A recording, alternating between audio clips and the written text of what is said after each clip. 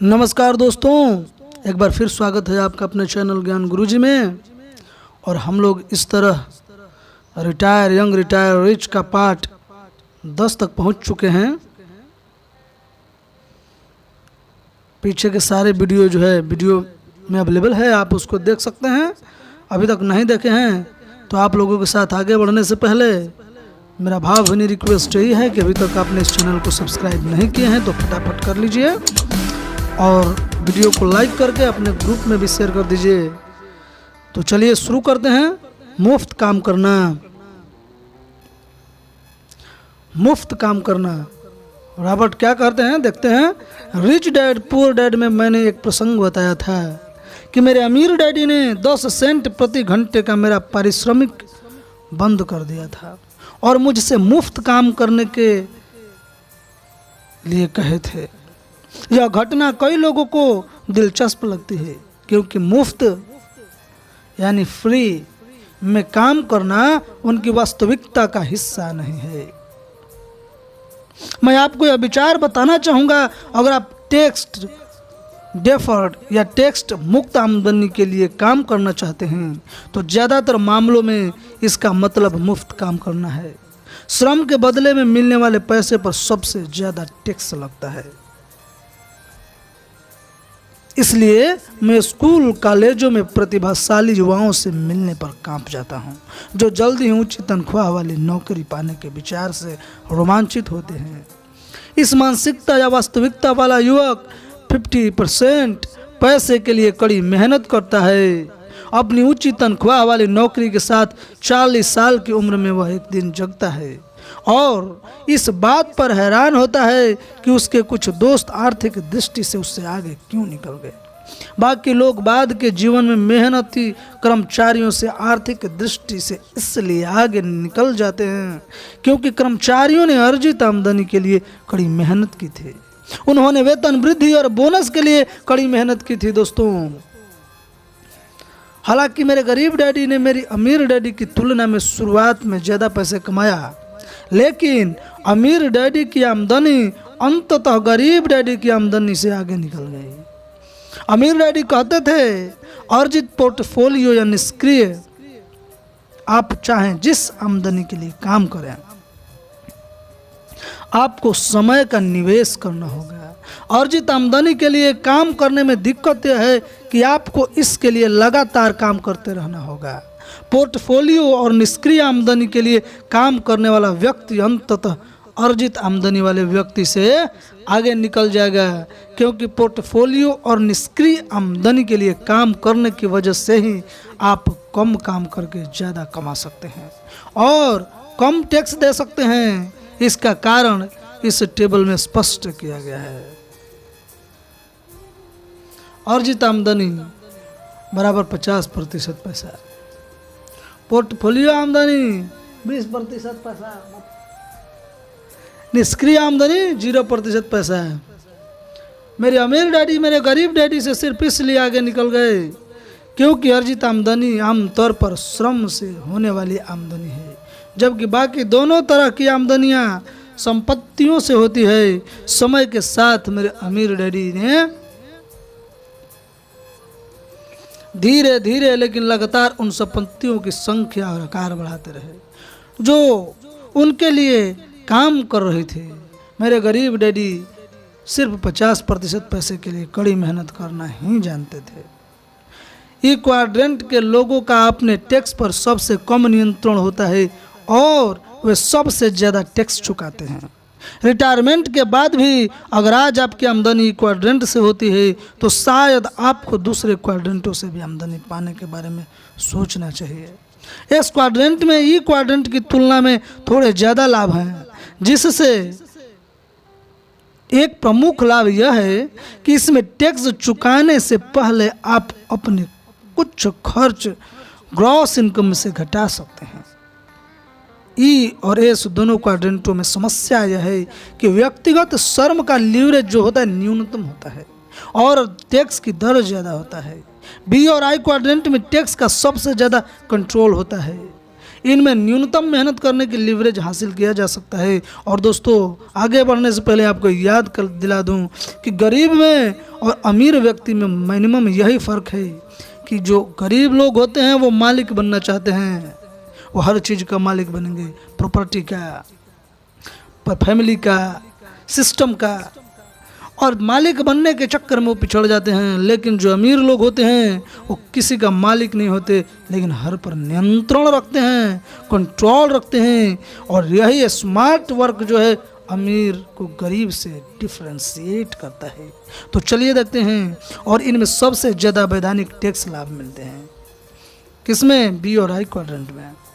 अगर आप जवानी में अमीर बनकर रिटायर होने के बारे में गंभीर हैं तो मुफ्त में काम करने के बारे में सोचें। जिस पल आप खुद से यह सवाल पूछते हैं, मैं मुफ्त में काम करके अमीर कैसे बन सकता हूँ, उसी पल आप अपने दिमाग को दूसरी वास्तविकता में धकेलना शुरू कर देते हैं। अगर आपके मस्तिष्क में इस बारे में कोई विचार नहीं आता है कि आप मुफ्त में काम करके अमीर कैसे बन सकते हैं, तो अपनी वास्तविकता का विस्तार करें या कुछ समय निकालकर उन लोगों की जीवनियाँ पढ़ें। Read the autobiography of those people जो बी और आई क्वाड्रेंटों में काम करके अमीर बने हैं। मेरे अमीर डैडी कहते थे, पैसे के लिए काम करके अमीर बनना मुश्किल है। अगर आप सचमुच अमीर बनना चाहते हैं तो यह सीखें कि संपत्तियां कैसे बनाई जाए और खरीदी और उत्पन्न की जाए। उन्होंने यह भी कहा कि वेतन वृद्धि के लिए कड़ी मेहनत करना बहुत खतरनाक है। To do hard work for the increment of the salary is dangerous. यह इसलिए खतरनाक है क्योंकि लोग अक्सर वेतन वृद्धि के लिए काम करके जिंदगी की चूहा दौड़ में ज़्यादा गहराई तक चले जाते हैं।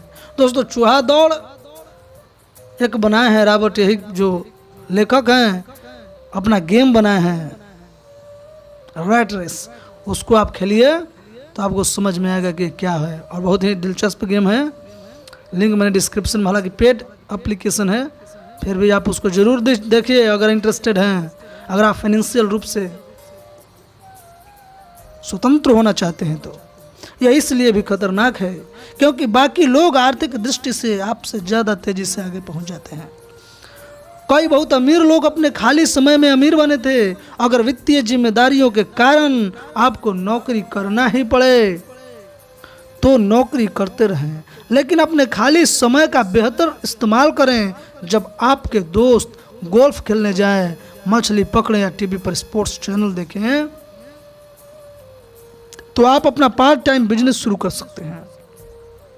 ह्यूलेट पैकर्ड और फोर्ड मोटर कंपनी गैरेज में शुरू हुए थे।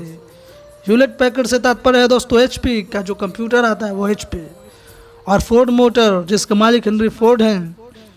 यह ध्यान रखें कि आज गरीबी से अमीरी तक का सफ़र आप पहले से बहुत तेज़ी से कर सकते हैं। माइकल डेल को कॉलेज स्टूडेंट से बिलियनियर बनने में सिर्फ 3 साल का समय लगा था। जब उनकी क्लास के सहपाठी अपना होमवर्क कर रहे थे या बार में बियर पी रहे थे, तब डेल अपनी डॉर्मेट्री के कमरे में $1 बिलियन का बिजनेस बना रहे थे। उनके ज़्यादा सहपाठी जिनकी उम्र इस वक्त 30 साल से भी ज़्यादा नहीं है, यानी 30 से 40 साल के बीच होगी, जो 50% पैसे के लिए कड़ी मेहनत कर रहे होंगे। कोई तो प्रमोशन और वेतन वृद्धि पाने के लिए दोबारा कॉलेज लौट रहे होंगे, और वे अब भी बियर पी रहे होंगे और टीवी पर स्पोर्ट्स चैनल देख रहे होंगे। हो सकता है आर्थिक दृष्टि से उनके पास बड़ा मकान हो, कार हो, बच्चे प्राइवेट स्कूल में पढ़ते हों और यह उम्मीद कर रहे हों कि रिटायर होने पर 401k में पर्याप्त पैसा रहेगा। कुछ तो मन ही मन ये सोच रहे होंगे कि कॉलेज की पढ़ाई अधूरी छोड़ने वाले माइकल डेल कितना खुशनसीब था। उनकी खुशनसीबी और कुछ नहीं, वास्तविकता में फ़र्क के कारण शुरू हुए थे। यह तो अध्ययन करने की उनकी इच्छा थी जिसका ग्रेड से कोई वास्ता नहीं था। यह तो मुफ्त में काम करने की इच्छा थी। The desire to do work free.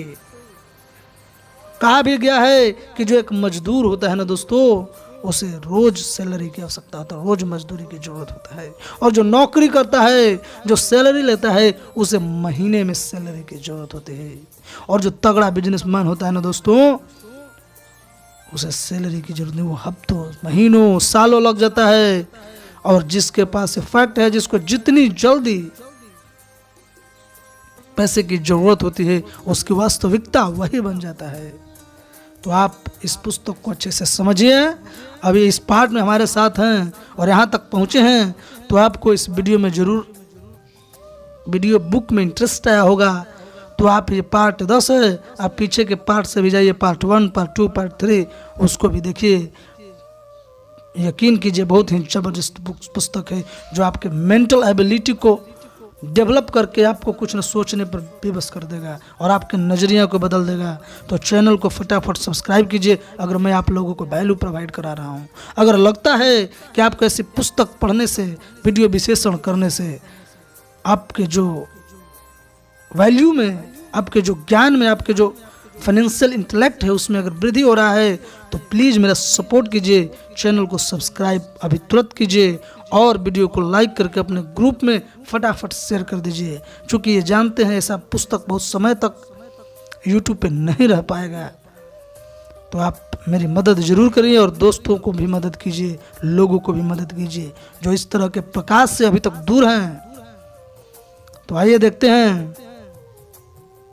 कुछ तो मन ही मन यह सोच रहे होंगे कि कॉलेज की पढ़ाई अधूरी छोड़ने वाला माइकल डेल कितना खुशनसीब था। किम और मैं इसलिए जल्दी रिटायर हो पाए, किम और मैं जल्दी इसलिए रिटायर हो पाए क्योंकि हमने बिजनेस बनाने और रियल एस्टेट खरीदने में कड़ी मेहनत की थी। इस योजना में हम कम से कम काम करके ज़्यादा से ज़्यादा कमा पाए। हमने पैसे के लिए काम नहीं किया, अभी तो पैसे हमारे लिए काम कर रहा था। हमने तो संपत्तियां बनाने, खरीदने और उत्पन्न करने के लिए कड़ी मेहनत की। जैसा कि अमीर डैडी ने सलाह दी थी, ऊंची तनख्वाह वाली नौकरियां, वेतन वृद्धियों में हमारी कोई दिलचस्पी नहीं थी। हमारी दिलचस्पी कम लिवरेज वाली नौकरी में नहीं थी, जिसमें हमें ऐसे पैसे के लिए काम करना पड़ता जिसका लिवरेज 50% कम हो जाता। यह हमारे लिए स्मार्ट तरीका नहीं था और लंबे समय में यह बहुत ज़्यादा खतरनाक था। आगे आने वाले अध्यायों में मैं बताऊंगा कि आप कम से कम जोखिम लेकर कैसे ज़्यादा संपत्तियां हासिल कर सकते हैं और बेहतर वित्तीय लाभ पा सकते हैं। बहरहाल मैं आपको चेतावनी देता हूं कि ऐसे संपत्तियों को हासिल करने का तरीका सीखने के लिए आपको अध्ययन करने और मुफ्त में काम करने की ज़रूरत हो सकती है। मैं आपको अभी चेतावनी दे देता हूं कि अध्ययन करना और मुफ्त में काम करना ऐसी चीज़ें हैं जिन्हें बहुत कम लोग करते हैं और इसलिए बहुत कम लोग जवानी में अमीर बनकर रिटायर हो पाते हैं। मैं टैक्स चुकाने के खिलाफ नहीं हूं। टैक्स सभ्य समाज में रहने का आवश्यक खर्च है। टैक्स के बिना पुलिस, फायर ब्रिगेड, टीचर्स, सफाई कर्मी, अदालतें, सड़कें, ट्रैफिक लाइट्स और जाहिर है लीडर नहीं होंगे दोस्तों। इसलिए टैक्स देना, इस पुस्तक की टैक्स चुराना नहीं, कैसे टैक्स को अवॉइड करना है। और अंत में रॉबर्ट बताएंगे किस तरीके से समाज में आप हेल्प कर सकते हैं, उस बचाए हुए टैक्स के माध्यम से कैसे दान दे सकते हैं। तो वही बोल रहे हैं कि इस अध्याय का सबक तो सिर्फ टैक्स पर वैधानिक और बुद्धिमत्तापूर्ण कंट्रोल करना सीखना है कि आप कितना टैक्स चुकाते हैं और कब चुकाते हैं। एक सुझाव, इसी समय सूची बनाएं कि आप आमदनी के नीचे दी गई श्रेणियों में हर महीने कितना कमाते हैं। अर्जित आमदनी, देखिए जो अंडरलाइन दिया गया दोस्तों उसको भरिए। भरते हैं तो चलिए पेन कलम उठाइए और नोट से उसको बनाइए। इस पुस्तक को केवल समझने सुनने भर नहीं सीमित रखिए, इसको एक वर्क बुक की तरह इस्तेमाल कीजिए, अपने अंदर इसको डालने का प्रयत्न कीजिए। तब यह पुस्तक आपके जो इंटेलेक्चुअल एबिलिटी है उसको निखारने में काम करेगा। निष्क्रिय आमदनी, यानी निष्क्रिय आमदनी से मतलब पैसिव इनकम, जो आप अपने एसेट्स के बदले कमाते हैं वैसे इनकम, ठीक है। तो उसका जो ये है देखिए बनाइए। और पोर्टफोलियो आमदनी, पोर्टफोलियो आमदनी जैसे आपने कोई कागजी एसेट्स बनाए हैं जैसे शेयर्स, बॉन्ड, डिवेंचर, एक्सेट्रा। तो उससे आपको कितना इनकम होता है, ये होता है साधन। यहाँ पे देखिए 3, एक अर्जित इनकम जो आप खुद मेहनत करके कमाते हैं, दूसरा निष्क्रिय आमदनी जो आपके बदले में आपका जो एसेट्स है वो कमाता है, और पोर्टफोलियो आमदनी जो आपके बदले में जैसे आपका इंटेलेक्चुअल एसेट्स है, जैसे आपने कोई पुस्तक लिखा, जैसे आपने कोई शेयर खरीद लिया, डिवेंचर खरीद, वो तो ये सब चीज़ों का आप अपने चीज़ों बनाइए और देखिए किस तरीके से काम करता है। अगर आप रिटायर होना चाहते हैं तो ज़्यादातर मामलों में आपको निष्क्रिय और पोर्टफोलियो आमदनी की जरूरत होगी। आप निष्क्रिय और पोर्टफोलियो आमदनी हासिल करना जितनी जल्दी सीख लेंगे ना दोस्तों, जवानी में अमीर बनकर रिटायर होने की राह पर उतनी ही जल्दी चलने लगेंगे। न सिर्फ आप जल्दी रिटायर हो पाएंगे बल्कि आर्थिक दृष्टि से ज़्यादा सुरक्षित भी महसूस करेंगे। आप ज़्यादा स्मार्ट महसूस करेंगे क्योंकि तब आप 20% या इससे अधिक टैक्स डिफर्ड आमदनी कमा रहे होंगे। आप तब 50% आमदनी नहीं कमा रहे होंगे जिसके लिए ज़्यादातर लोग कड़ी मेहनत करते हैं। इस पुस्तक के अंतिम खंड में हम आपको ऐसे तरीके बताएंगे जिनसे आप ज़्यादा से ज़्यादा सुरक्षा और लाभों के साथ अधिकाधिक पोर्टफोलियो तथा निष्क्रिय आमदनी हासिल कर सकते हैं। लेकिन एक बार फिर इसके लिए गहरे अध्ययन की जरूरत पड़ सकती है और मुफ्त काम करना पड़ सकता है। इसके बाद ही आपको इस प्रकार की आमदनी हो सकती है। इसमें अक्सर दूसरी वास्तविकता के जाने के लिए मुफ्त में काम करने और समर्पित अध्ययन की जरूरत होती है। अगर आप बेहतर लिवरेज वाली आमदनी हासिल करने की इस यात्रा को करने का फैसला करते हैं तो हमेशा राइट बंधुओं को याद रखें। वे उन लोगों के लिए बेहतरीन उदाहरण हैं जिन्होंने अध्ययन किया, ग्रेड हासिल करने के पीछे नहीं भागा बल्कि सीखने के लिए अग्रसर रहे। उन्होंने बिना किसी गारंटी के मुफ्त में कड़ी मेहनत की, समझदारी से जोखिम लिया और खुद को तथा पूरी दुनिया को एक नई वास्तविकता तक पहुंचा दिया। अध्याय 8, फटाफट अमीर बनने का सबसे तेज तरीका, मानसिक लिवरेज का सारांश, the summary of intellectual leverage. और दोस्तों इंटेलेक्चुअल लिवरेज को ही कहते हैं लग्जरी। आपके जीवन में लग्जरी क्या है? यह लग्जरी अगर सुविधा आपके पेरेंट्स से मिलता है तो ये मायने नहीं रखता आप अपने लिवरेज के माध्यम से अपने लिए कितना बेहतरीन लग्जरी बनाए हैं। This depend totally on you. Rich dad series की चौथी पुस्तक रिच किड स्मार्ट किड। दोस्तों मैं जो पुस्तकें बना रहा हूँ ये रिच डैड की 5वीं पुस्तक है, रिटायर यंग रिटायर रिच। तो यही बोल रहे हैं कि रिच डैड सीरीज की चौथी पुस्तक रिच किड स्मार्ट किड प्रकाशित होने के बाद एक मशहूर अखबार में उसकी समीक्षा छपी। रिच डैड सीरीज के बारे में मीडिया में प्रकाशित लगभग सारी रिपोर्ट बहुत सकारात्मक रही है। मेरी पुस्तकों की समीक्षाओं में मीडिया न सिर्फ निष्पक्ष रहा है बल्कि इससे भी आगे तक गया है। बहरहाल रिच किड स्मार्ट किड की यह समीक्षा उस तरीके से शुरू नहीं हुई। इस पत्रकार ने समीक्षा की शुरुआत से ही मुझ पर हमला कर दिया कि मुझे लिखना नहीं आता है और मैं अयोग्य लेखक हूँ। उसने कमोबेश यह कहा कि मुझे स्कूल जाकर दोबारा जो है राइटिंग सीखना चाहिए। मजे की बात यह है कि मैंने उस पुस्तक की शुरुआत में ही साफ साफ बता दिया था कि मैं लिखने की अयोग्यता के कारण हाई स्कूल में अंग्रेजी में 2 बार फेल हो चुका हूँ।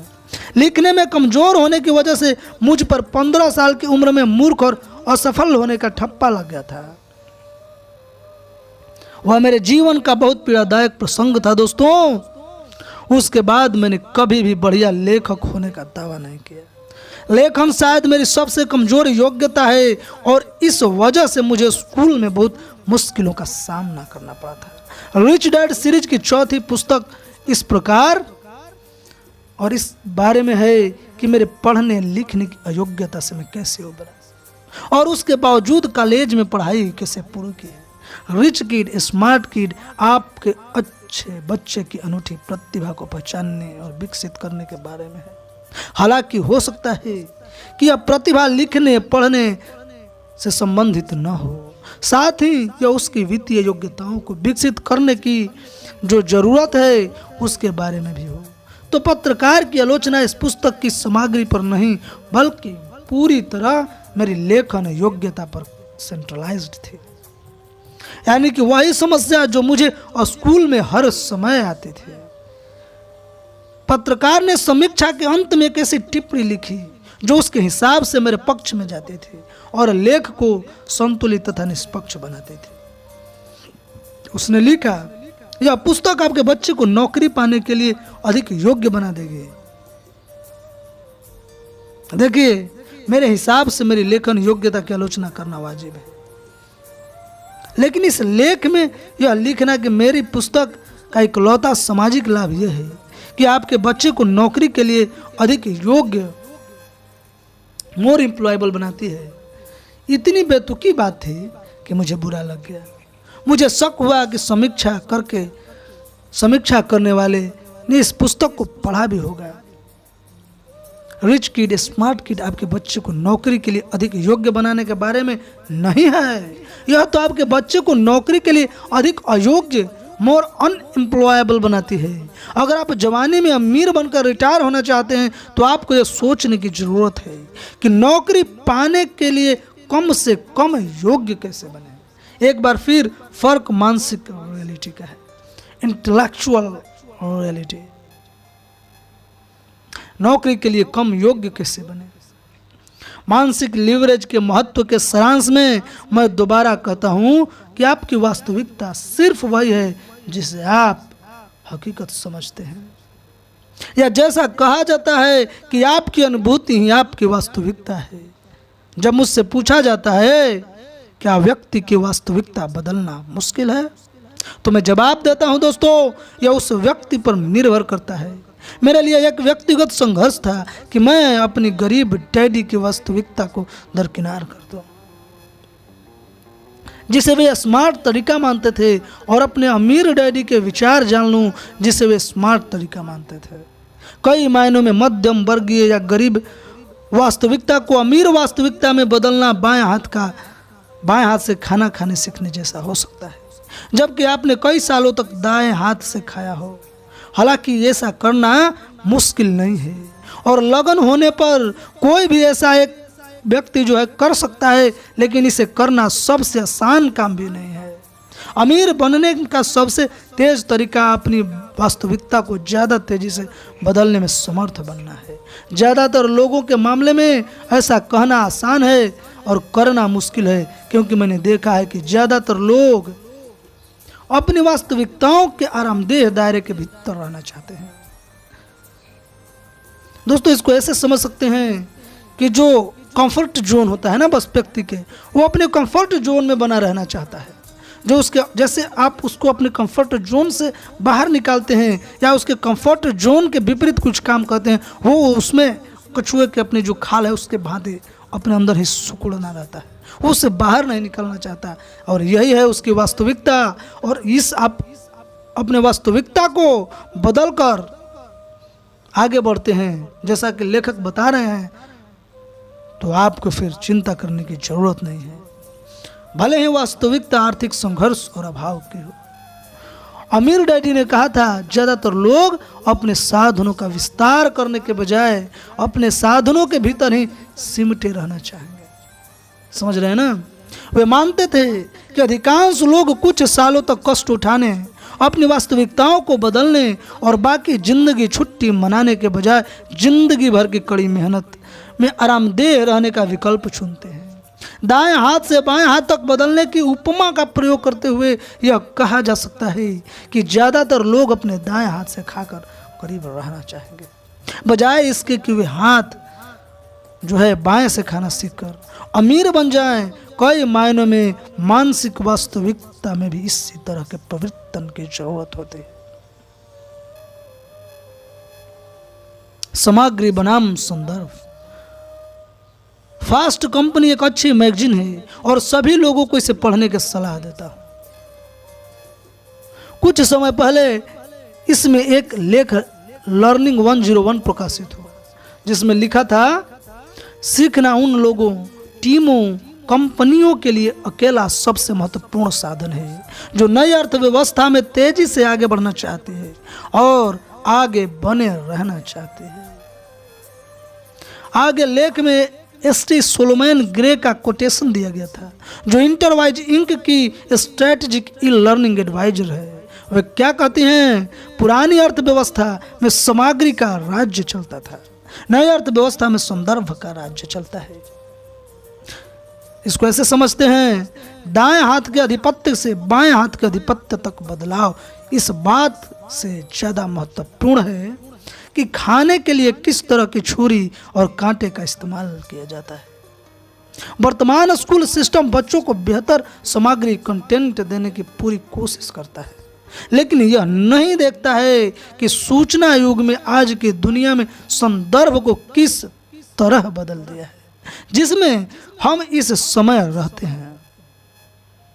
जिस तरह पुस्तक समीक्षक को लगा था कि मेरी जो पुस्तक है ना दोस्तों, इकलौता सामाजिक लाभ बच्चे को नौकरी में अधिक योग्य बनाती है, उसी तरह ज़्यादातर स्कूली शिक्षक कोर्स में ऐसी सामग्री रखने की कोशिश कर रहे हैं जो आपके बच्चे को नौकरी के लिए अधिक योग्य बनाए। इसलिए स्कूल सिस्टम संदर्भ जो है कंटेक्स्ट के बजाय सामग्री पर ध्यान केंद्रित कर रहा है।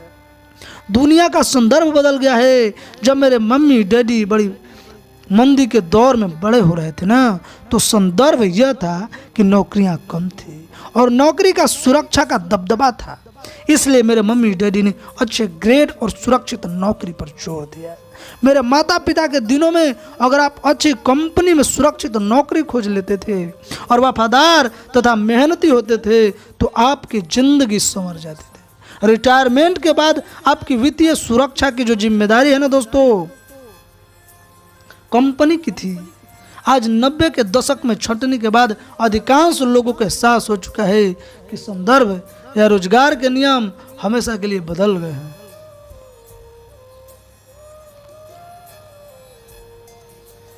सामग्री, संदर्भ और क्षमता।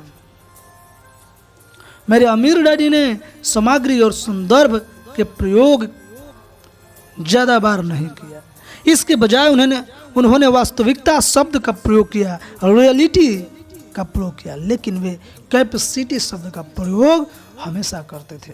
वे कहते थे गरीब व्यक्ति की वास्तविकता गरीब होती है और गरीब वास्तविकता का यह मतलब भी होता है कि उस व्यक्ति के में पैसे को अपने पास रोक कर रखने की बहुत कम क्षमता है। उनका तात्पर्य था कि जब लोग इस तरह की बातें कहते हैं, मैं कभी अमीर नहीं बन पाऊंगा, मैं इसका खर्च नहीं उठा सकता, या निवेश खतरनाक है, इन्वेस्टमेंट इज डेंजरस, तो ये बातें अमीर बनने की उनकी क्षमता को कम कर देती है। उन्होंने जब कहा था कि जब किसी गरीब या मध्यम वर्गीय वास्तविकता वाले व्यक्ति के पास अचानक पैसा आ जाता है तो आम पैसा बहकर दूर चला जाता है। इसलिए आप अक्सर लोगों को यह कहते सुनते हैं, पैसा मेरी उंगली से फिसल जाता है, या चाहे मैं कितना भी कमा लूं, महीने में आखिर में पैसा हमेशा कम पड़ जाता है, या मैं तब निवेश करूंगा जब मेरे पास अतिरिक्त पैसा होगा। कभी कभार मैं उस उदाहरण का प्रयोग करता हूं जिसके माध्यम से अमीर डैडी अपने बेटे और मुझे संदर्भ के बारे में सिखाते थे। अमीर डैडी पानी के एक खाली गिलास लेते थे और एक भरे हुए बड़े जग से उस गिलास में पानी डालते थे। थोड़ी ही देर में पानी गिलास में से बहने लगता था और इसके बाद वे जब तक पानी डालते थे पानी बहता रहता था। इसका मतलब दोस्तों ये हुआ कि अमीर डैडी कहते थे दुनिया में बहुत पैसा है, अगर आप अमीर बनना चाहते हैं तो पहले आपको अपनी जो रियलिटी है, जो वास्तविकता है, उसके संदर्भ का विस्तार करना होगा, तब कहीं जाकर यह प्रचुर पैसे को संभाल पाएंगे। सामग्री, संदर्भ और क्षमता के संबंध में स्पष्ट करने के लिए हमने अपने सेमिनारों में इसी उदाहरण का प्रयोग किया है। मैं सबसे पहले पानी को एक औंस में ढक्कन में डालता हूँ, फिर एक छोटे गिलास में और फिर ज़्यादा बड़े गिलास में। यह एक सामान्य उदाहरण है जो बताता है कि गरीब और मध्यम वर्गीय और अमीर लोगों में पैसे को रोक कर रखने की जो क्षमता होती है कितनी अलग होती है। अपनी क्षमता का विस्तार कैसे करें, हाउ एक्सपेंस योर स्ट्रेंथ। अब मुझे पूछा जाता है मैं अपनी वास्तविकता या संदर्भ का विस्तार कैसे करूं, तो मैं जवाब देता हूं अपने विचारों पर नजर रखकर। मैं लोगों को अपने अमीर डैडी का प्रिय कहावत भी याद दिलाता हूं, पैसा सिर्फ एक विचार है। Money is only megger thought. मैं लोगों को सही सलाह देता हूं जो मेरे अमीर डैडी ने मुझे दी थी। उन्होंने कहा था कि इंसान को इस तरह की बातें कभी नहीं कहनी चाहिए, मैं इसका खर्च नहीं उठा सकता। सावधान रहिए दोस्तों ऐसे शब्दों से, ये जो शब्द है आपकी पूरी पर्सनालिटी को बदल देता है। इसलिए इस तरीके के वाक्यों को अपने जो दिमाग का डिक्शनरी है, मेंटल डिक्शनरी से निकाल बाहर फेंकिए। अपने विचार में से कभी नहीं आने दीजिए कि मैं इसका खर्च नहीं उठा सकता। इसको ऐसे सोचिए, मैं इसका खर्च कैसे उठा सकता हूँ, मैं क्या कर सकता हूँ कि मैं इसके खर्च उठाने लायक बन जाऊँ। वो कौन सा सीक्रेट है जो मुझे जानना चाहिए इसके खर्च को उठाने के लिए। तो इतने सारे लाइन में दोस्तों दिया गया है वाक्य जो आप ही को, आपके जो मेंटल विचार है उसमें एक जहर की तरह काम करता है। मैं वह काम नहीं कर सकता, वह गलत है, मैं पहले से ही जानता हूँ। मैं एक बार इसकी कोशिश की थी लेकिन मैं कामयाब नहीं हुआ। यह संभव है, यह कभी कामयाब नहीं होगा। आप ऐसा नहीं कर सकते, यह गैर कानूनी है, यह करना बहुत ज़्यादा मुश्किल है। मैं सही हूँ और आप गलत हैं। तो ये जितने सारे आपने दोस्तों ये वाक्य से क्रमबद्ध 10 तरह के सेंटेंस देखे, ये सेंटेंस नहीं दोस्तों आपका परम शत्रु है। अगर ऐसा विचार आपके दिमाग में आता है तो इस विचार को अपने मस्तिष्क से निकाल कर जितना जल्दी हो सकता है बाहर फेंक दीजिए और इसको पीछा करने से रोक बचिए। तब जाके आप इस जिंदगी में एक मेंटल एटीट्यूड विकसित कर सकेंगे और आप वो बन पाएंगे जो बनना चाहते हैं। आपकी वास्तविकता बदल सकती है। तो आइए देखते हैं, अमीर डैडी ने कहा था दोषदर्शी और मूर्ख वास्तविकता तथा संभावना के विपरीत सिरों पर जोड़वा है। उन्होंने आगे कहा था मूर्ख किसी भी हवाई योजना पर यकीन कर लेता है और दोषदर्शी व्यक्ति अपनी वास्तविकता के बाहर भी किसी भी चीज की आलोचना ही करने लगता है। वे इस स्पष्टीकरण के अंत में कहते थे दोषदर्शी की वास्तविकता किसी नई चीज को अंदर नहीं आने देती है और मूर्ख की वास्तविकता में मूर्खतापूर्ण विचारों को बाहर रखने की क्षमता नहीं होती है। अगर आप समृद्ध और अमीर बनना चाहते हैं तो आपको एक खुले दिमाग, लचीली वास्तविकता और नए विचारों को असली या लाभदायक कामों में बदलने की योग्यताओं की जरूरत है। फास्ट कंपनी मैगजीन के एक कथन को दोहराना चाहूँगा। फास्ट कंपनी मैगजीन के एक जो कथन है दोस्तों, आप भी उसको फिर से सुनिए। पुरानी अर्थव्यवस्था में सामग्री का राज्य चलता था और नई अर्थव्यवस्था में संदर्भ का राज्य चलता है। मैं समझता हूँ आप इस कोटेशन को अभी तक के जो एक्सप्लेनेशन है उसके माध्यम से अच्छी तरह समझने में सफल हुए हैं। और फिर भी आपको समझ में नहीं आया है तो मुझे कमेंट करके बताइए, मैं अगले पार्ट में इसको समझाऊंगा, चूँकि बहुत ही इंपॉर्टेंट इस पुस्तक का। और नहीं तो वीडियो को पॉज कीजिए, 5 मिनट पीछे जाइए और इसको देखिए, आपको समझ में आ जाएगा कि क्या बोल रहे हैं। मेरे अमीर डैडी इसे इस तरह से कहते हैं, अगर आप जल्दी अमीर बनना चाहते हैं तो आपके पास एक ऐसा मस्तिष्क होना चाहिए।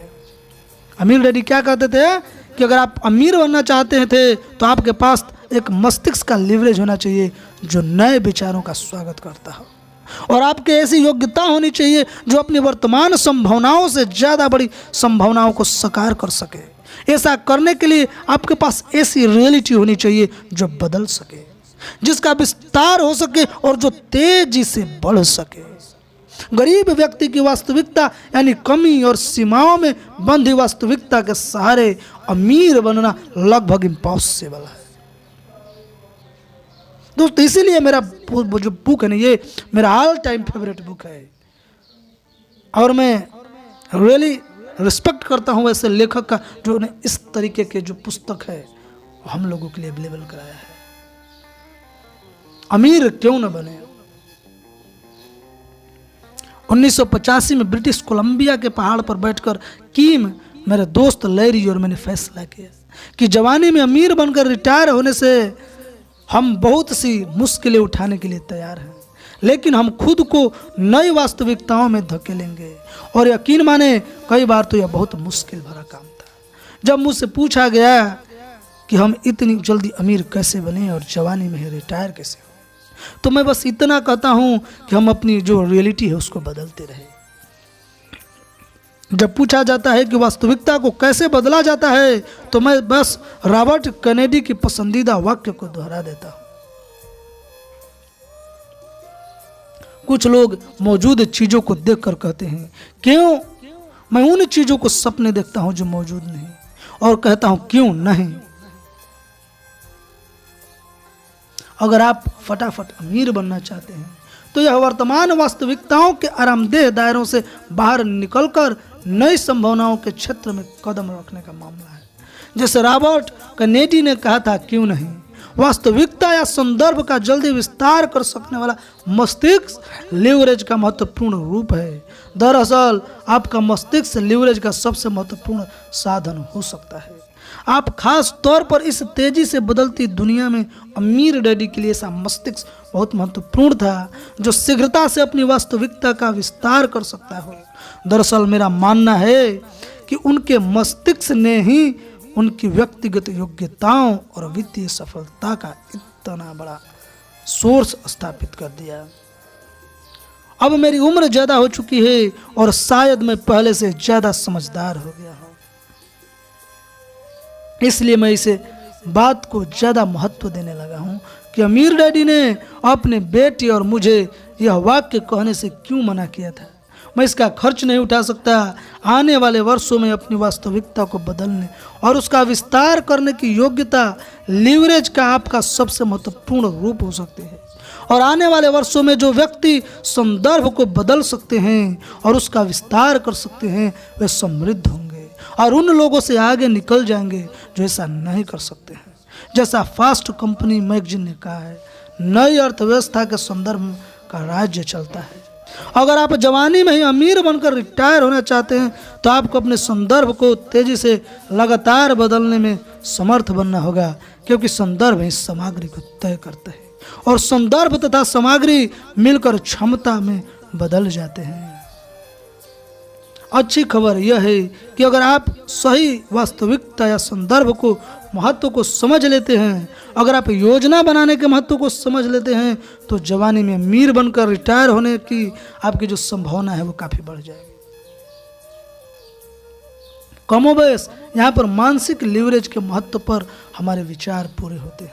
हालांकि यह मानसिक वास्तविकता के खंड का अंत है, लेकिन आगे के अध्यायों में भी इसका जिक्र किया जाएगा कि व्यक्ति की वास्तविकता की शक्ति कितनी महत्वपूर्ण अवधारणा है। इस पुस्तक का अगला खंड आपकी व्यक्तिगत वित्तीय योजनाओं के लीवरेज के महत्व के बारे में है। योजना इसलिए महत्वपूर्ण है दोस्तों, क्योंकि ज्यादातर लोग के पास सपने तो होते हैं लेकिन योजना नहीं होती है। जवानी में अमीर बनकर रिटायर होने का सपना महत्वपूर्ण है, लेकिन उस सपने को साकार करने के लिए व्यक्ति को एक योजना की जरूरत होती है जो सपने और वास्तविकता के बीच पुल बनाने का काम करता है। अगले खंड में मैं आपको मानसिक लीवरेज की जांच करूंगा, क्योंकि हम इतनी बड़ी राशियों का जिक्र करेंगे जो ज्यादातर लोगों की वास्तविकता से परे है। अगर राशियां आपकी वास्तविकता या संदर्भ से परे हों तो वे राशियां सिर्फ सपना ही बन जाएंगे। जैसा कि पहले भी कहा जा चुका है, जो व्यक्ति हर साल $50,000 से कम कमा रहा है उसके लिए आमतौर पर यह कल्पना करना मुश्किल होता है कि कुछ साल बाद वह $10 लाख की आमदनी प्राप्त करके रिटायर हो जाएगा। हालांकि ज़्यादातर लोग किसी दिन उतने पैसे के साथ रिटायर हो सकते हैं और होने का सपना देख सकते हैं, लेकिन 1% से भी कम अमेरिकी जनता ऐसा कर पाएगी। यह वास्तविकता बाकी 99% लोगों के लिए हमेशा सपना बने रहे। अगर आप अपनी वास्तविकता बदल सकते हैं और पक्की योजना बना सकते हैं तो $50,000 सालाना आमदनी के लिए जिंदगी भर काम करने के बजाय आपको यह ज़्यादा आसान लगेगा कि बिना काम किए $10 लाख या इससे ज़्यादा कमाएं। इसे सिर्फ लचीली वास्तविकता और संदर्भ की ज़रूरत होती है और ऐसी योजना कि जिस पर अमल किया जाए। अगला खंड योजना बनाने के बारे में है। जवानी में अमीर बनकर रिटायर होने के लिए ज़्यादा लीवरेज वाली योजना बनाने की ज़रूरत है। तो दोस्तों, इस तरीके से हम लोग पहुंच गए हैं खंड दो पे, और आपकी योजना का लीवरेज आगे देखेंगे किस तरीके से योजना बनाएं और लीवरेज क्या होता है इस पुस्तक के शुरू में ही बताया गया है। और आप अगर देखते यहाँ तक पहुँचे हैं पाठ 10 तक तो अच्छी बात है, नहीं देखें तो उसको समझिए और मुझे दीजिए इजाज़त। अपना ख्याल रखिए, कोरोना काल में बच के रहिए, घर से बाहर बिना मतलब नहीं निकलिए और अपना ख्याल रखिए। चैनल को अभी तक सब्सक्राइब नहीं किए हैं तो ज़रूर कर दीजिए।